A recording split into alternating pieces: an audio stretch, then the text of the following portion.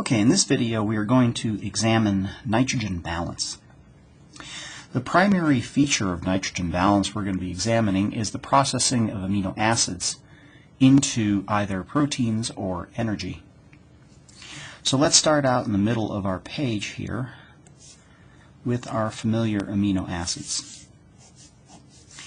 Now we've examined the structure of amino acids in previous videos, but let me put this here just to remind everyone that what we have is an alpha carbon in the center of the amino acid, and bonded to this alpha carbon is a primary amine, nitrogen group, and a carboxylic acid.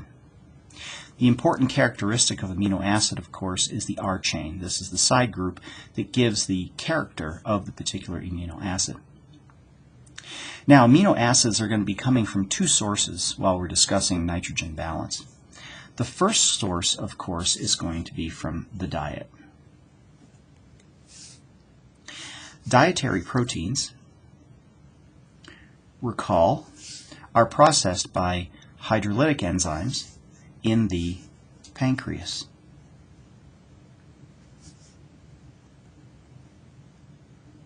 So these particular enzymes are specific for proteins, and therefore they're part of a class called proteases.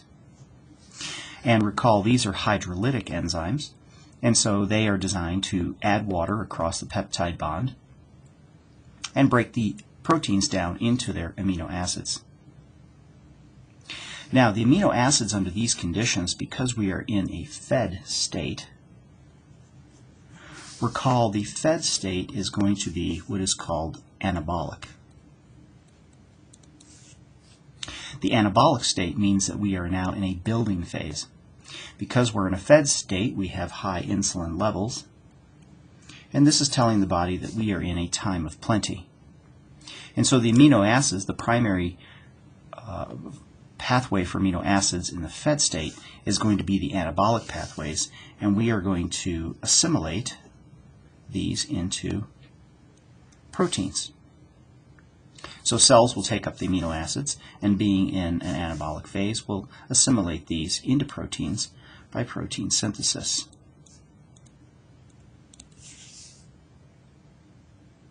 Now, what I'd like to talk about mostly in this particular video is the concept of amino acids being used not for anabolic reactions, but rather for catabolic. And the catabolic reactions are going to be occurring in the fasting state, and the reason we are doing this is we are going to be using these amino acids to generate energy. Now, under these conditions, amino acids have to come from a particular source. This particular source, of course, is going to be protein, endogenous protein in the body. The most abundant protein we have in the body, of course, is in our muscles. And so muscle protein is going to be broken down into amino acids, and then once we're in a catabolic state, we will shift these hydrocarbon molecules into the energy-producing pathways. Now, how does this happen? Recall that amino acids can be used for both protein synthesis and energy in muscles. And so if we are going to be doing protein synthesis, this is going to be an anabolic reaction. The converse, protein degradation, this is, recall, protein half-life,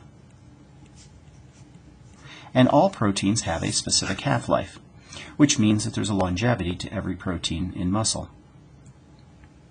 So when proteins reach their end of their life, they are broken down by proteasomal reactions.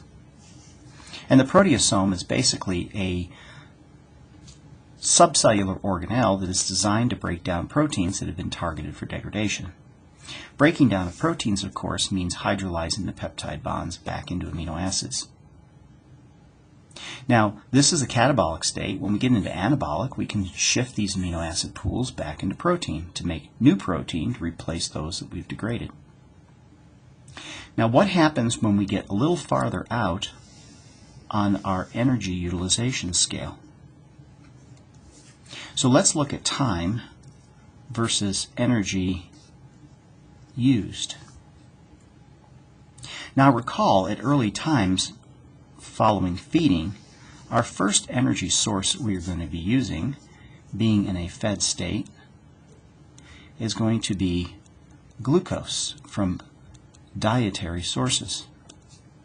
So once we ingest the glucose in our diet, we are going to be using this energy until it's depleted.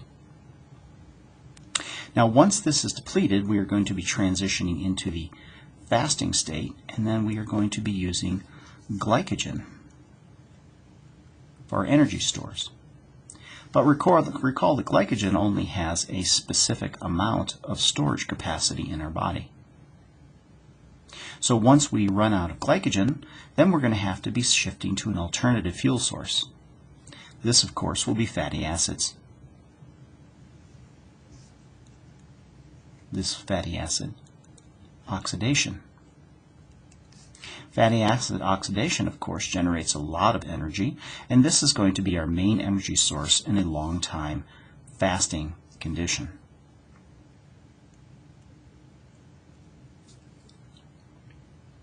Now, if we take this time out considerably longer, so that we are approaching a starvation state, let's say that our fatty acids are insufficient to supply us with the amount of energy we need, then we're going to rely on our final energy state, storage, energy substrate, which is going to be amino acids. And at this point, amino acids will be broken down because we are extended into a fasting state, which is a catabolic state. And we need a mechanism to increase the pool of free amino acids to be shifted into energy, rather than shifting into protein synthesis. The way we increase the amount of amino acids available for energy, rather than protein synthesis, is by the hormone cortisol. Now recall that cortisol is a stress hormone.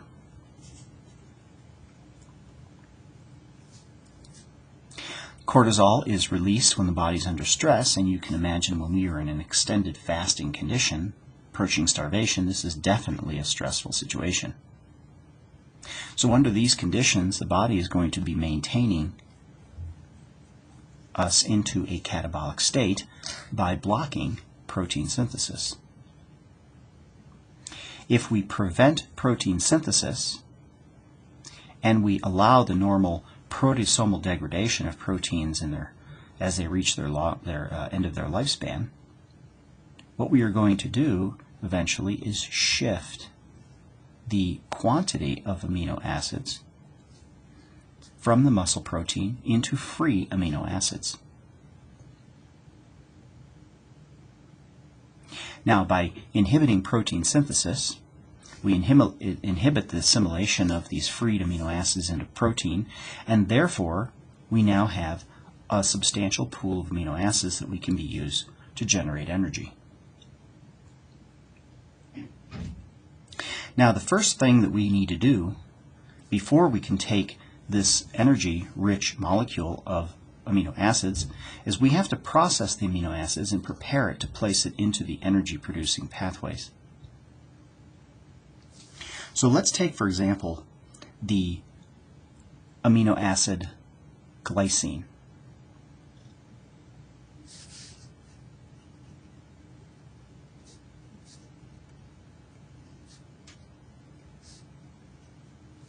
Let's change that to alanine. Now, what alanine has as far as energy production is these rich hydrocarbon bonds.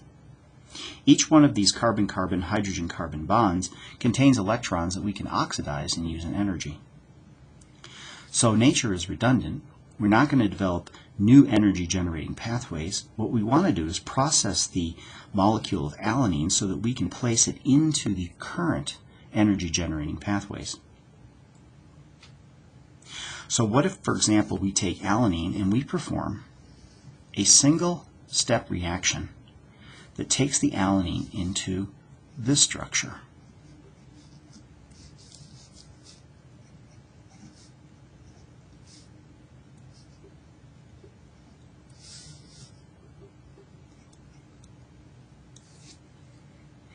Notice what we've done to the alanine.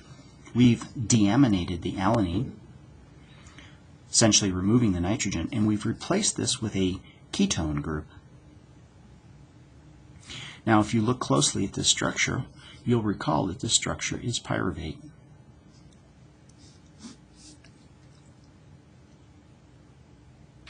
This is also considered the alpha keto acid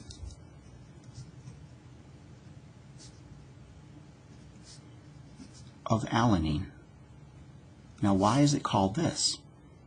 Recall that the center carbon here that's attached to the nitrogen and carboxylic acid of the amino acids is the alpha carbon. Once we remove the nitrogen and turn this into a ketone group, notice that this is a ketone on the alpha carbon, so the alpha keto acid of alanine. So any transamination reaction is going to take the amino acid and turn it into its respective alpha keto acid, because the ketone group is on the alpha carbon. Now the next question is where does this nitrogen go? We're going to control our nitrogen reactions, and so what we're going to do is we are going to perform what's called a transamination reaction.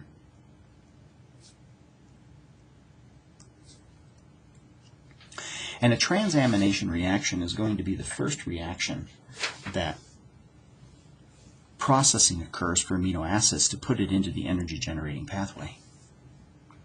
So this means we need to take the nitrogen off of here and place it somewhere. Where we're going to put this nitrogen is on another alpha keto acid. And this alpha keto acid is going to be specifically one that we recognize. It is a 5-carbon intermediate of the TCA cycle. Recall this is alpha keto glutarate. So alpha keto glutarate is going to be what we consider our reservoir of nitrogen. We are going to place the nitrogens of all of our amino acids that we undergo this transamination into their alpha keto acid. We're going to place all of these nitrogens on alpha keto glutarate. Now, where specifically are we placing the nitrogen? We are placing it on, the alpha carbon. So when we do that, here is the structure that we generate.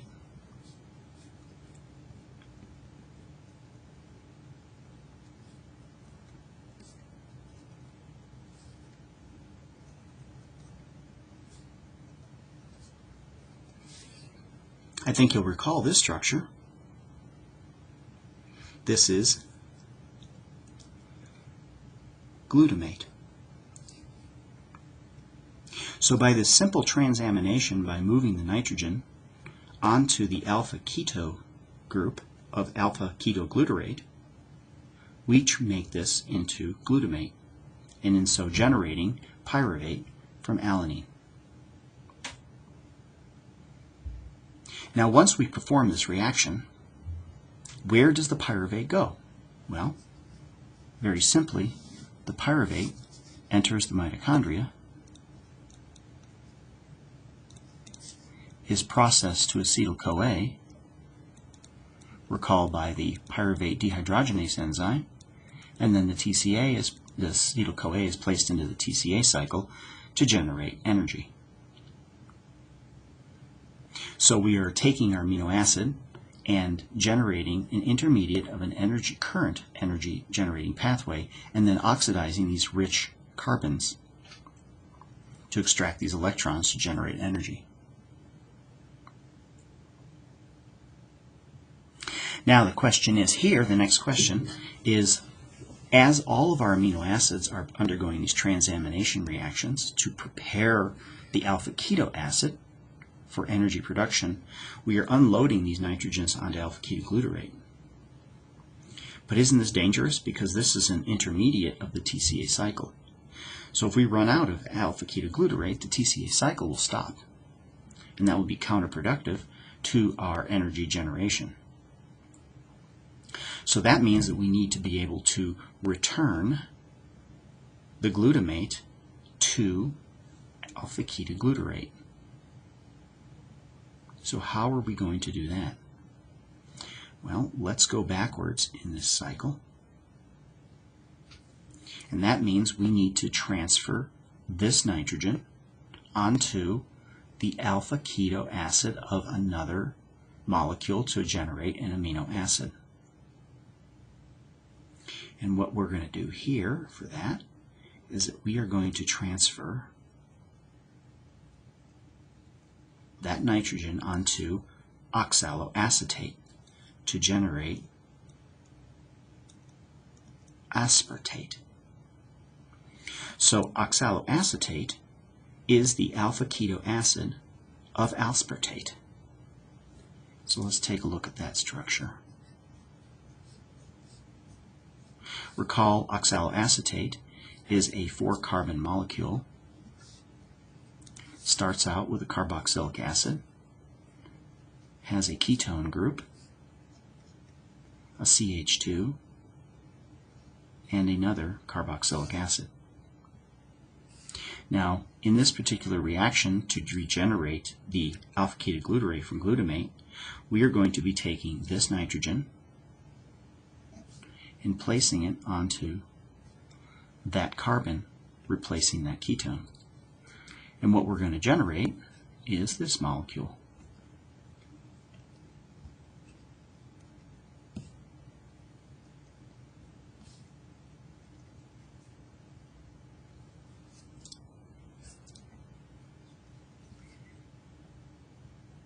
So this is oxaloacetate, and this is aspartate, aspartic acid. Again, this is another transamination reaction that's performing this. Now, we might take our argument one step further and say, well, we are using oxaloacetate in order to regenerate alpha-ketoglutarate to keep this transamination cycle going of all of our amino acids into their respective alpha-keto acids. But what happens now if we generate lots of aspartic acid to perform this regeneration and deplete oxaloacetate? This will deplete an intermediate of the TCA cycle. And won't we be in the same problem as depleting alpha-ketoglutarate in the previous reaction? And the answer is yes. So that means we need another reaction here to regenerate the oxaloacetate in order to keep the cycle going. So this reverse reaction is going to be done by a special enzyme called spartyl. Once we have the aspartate enzyme, the amino acid made, the special reaction we are going to be putting this into is generating urea. So the nitrogens of urea, and we'll look at this a little more closely, will be placed onto urea by the urea cycle. And we'll look at this in a later video. So these nitrogens here of aspartic acid will be used to generate urea.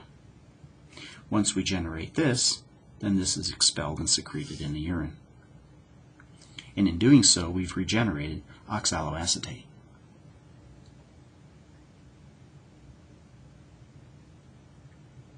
Now, let's take a little closer look at muscle activity of nitrogen in the fasting state.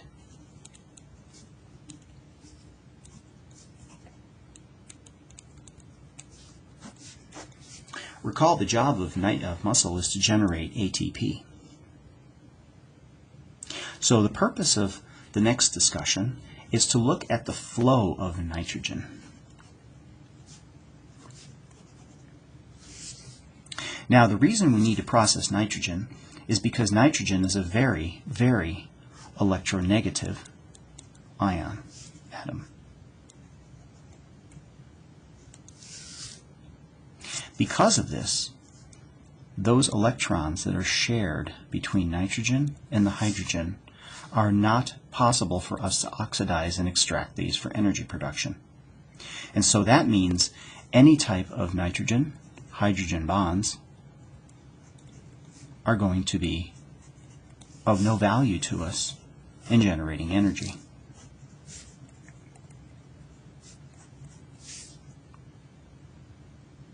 And so that means that the amino acids that we are going to be using in muscle to generate energy need to all be transaminated to remove these nitrogens, to get rid of the nitrogens, so that the muscle can have that rich hydrocarbon backbone to put into the energy generating cycles.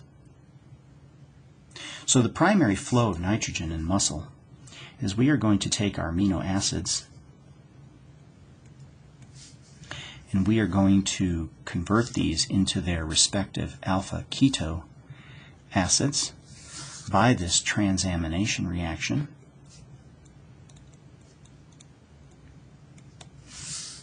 And each amino acid has its own transaminase enzyme. And the first flow of information that muscle is going to do is it's going to be shifting all of these nitrogens onto pyruvate. Now recall, if we shift the nitrogen from an amino acid onto pyruvate, the pyruvate will automatically become alanine by the transamination reaction. Now what is the muscle going to do with this? Well, the alanine of muscle is going to be placed out into the blood. Once it's in the blood, the liver is going to pick up the excess alanine, and then the liver will take the alanine and convert it back into pyruvate.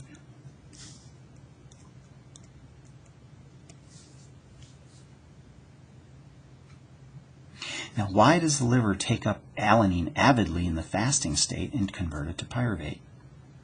Because recall, in the fasting state, the liver is performing gluconeogenesis, which simply means that all of this extra carbon source, the liver is going to be making glucose.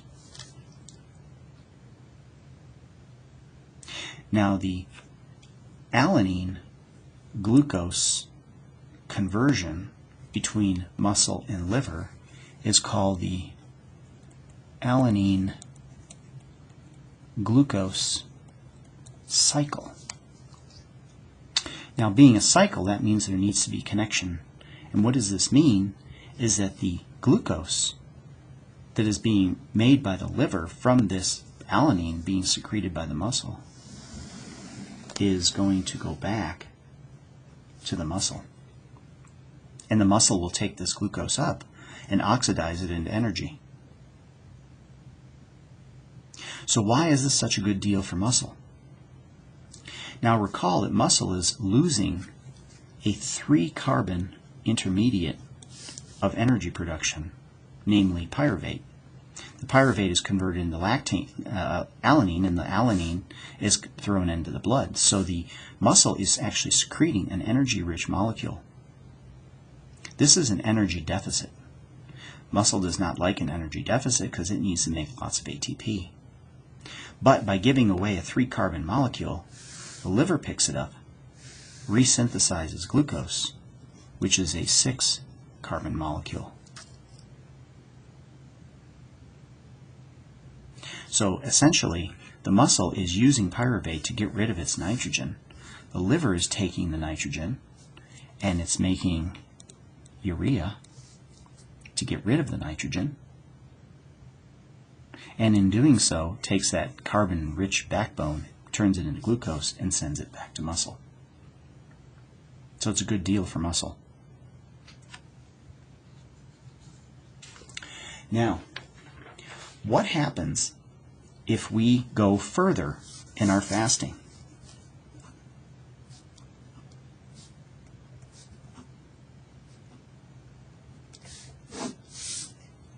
So we are processing our amino acids, but now the amount of glucose is decreasing, the amount of fatty acid is decreasing because we've extended our fast, and that means we're going to have to rely on even more amino acids to generate energy for muscle. So what that primarily means is now we can take, as we're converting our amino acids to their respective alpha keto acids, let's say that we are increasing the amount of amino acids moving in this direction. In doing so, we are converting our pyruvate to alanine,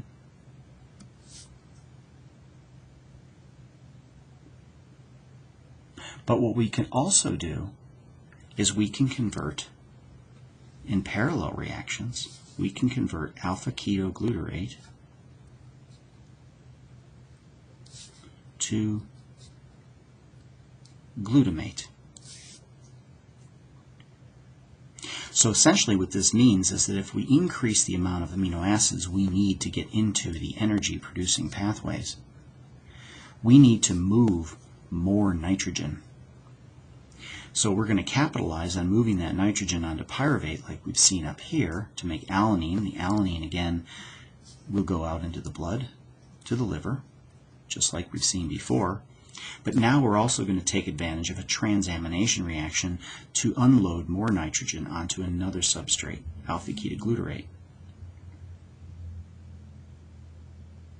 Now this transamination reaction also generates glutamate, but recall on the side chain of glutamate there's also another possibility to add an amine.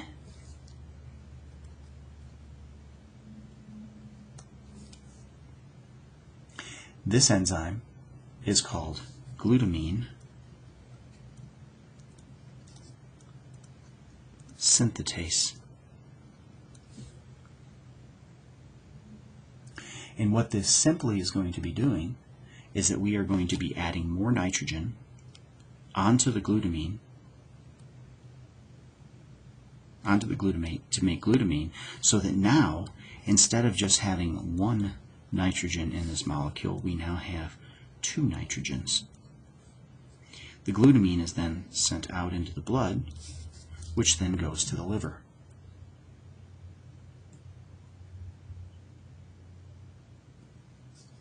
The liver is going to be picking up the glutamine, bringing it into its mitochondria.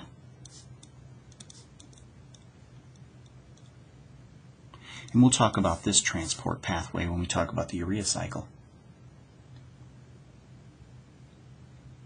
Once the glutamine is in the liver, the first thing it's going to do is it's going to turn this back into glutamate. This enzyme is called glutaminase that releases the nitrogen.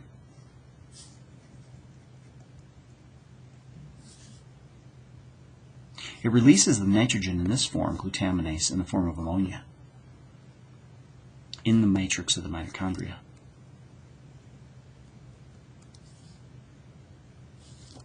The next step of this reaction is going to be converting the glutamate into alpha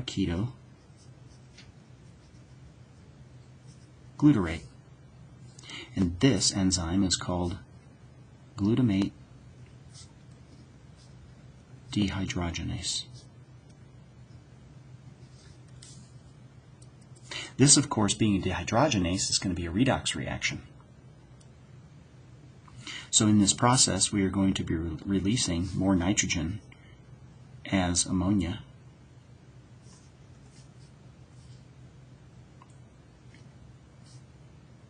But we are also going to be generating NADH because it's dehydrogenase. Now, once these two nitrogens are available, these two nitrogens will be used to make urea. So once again, the liver is going to be processing the nitrogen in the body to get rid of it as urea. The alpha-ketoglutarate has a specific path. This is a rich carbon source, and because, again, we are in a fasting state in the liver is going to be performing gluconeogenesis to make glucose.